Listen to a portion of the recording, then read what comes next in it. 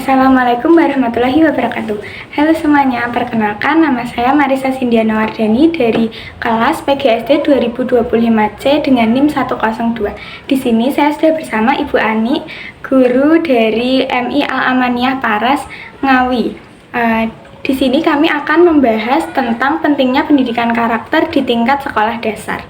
Terima kasih Ibu Ani sudah meluangkan waktu untuk kami.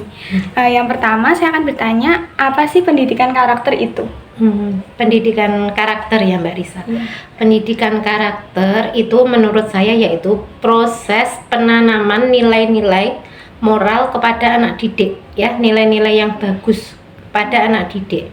Pendidikan karakter itu biasanya meliputi kedisiplinan, kejujuran, tanggung jawab, seperti itu. Begitu. Ya. Kemudian mengapa pendidikan karakter penting ditanamkan sejak dini? Karena anak yang masih usia dini, yang masih sekolah SD, itu mereka karakternya masih bisa dibentuk, sehingga ketika kita menanamkan nilai-nilai karakter akan mudah meresap ke dalam diri mereka. Itu ya. Berarti nanti karakter tersebut akan terbawa sampai dewasa dan menantinya itu akan menentukan bagaimana mereka mengambil sikap. Iya, betul sekali. Kemudian yang ketiga, apa saja nilai-nilai karakter yang paling sering diajarkan di SD, khususnya di sekolah itu?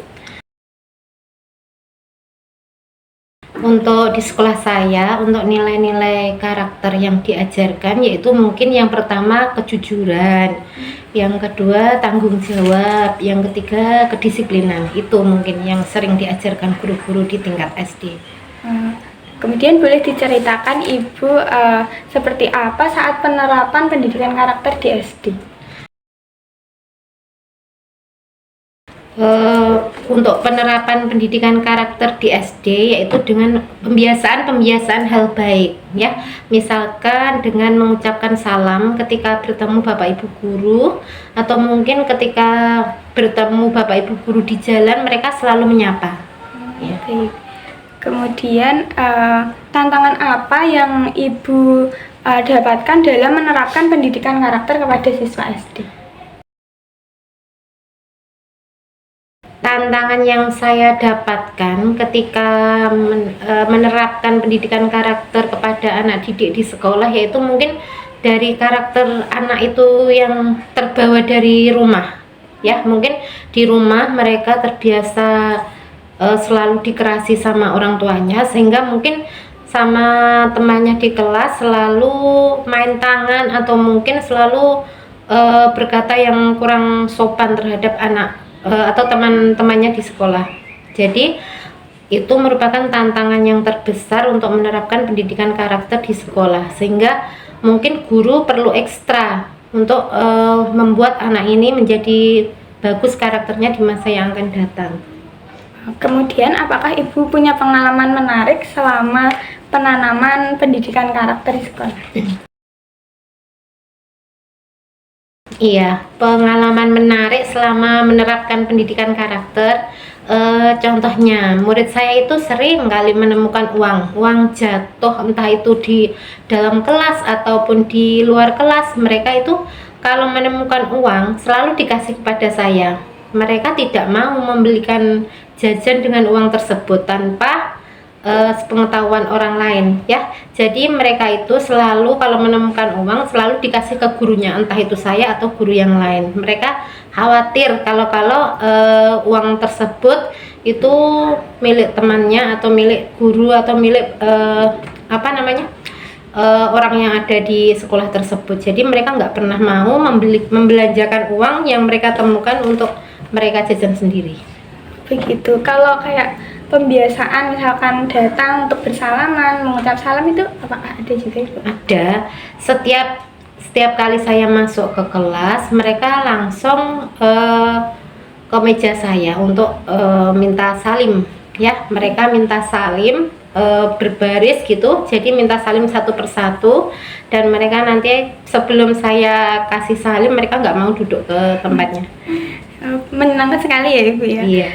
Kemudian seberapa penting kerjasama antara guru dan juga orang tua dalam membentuk karakter anak?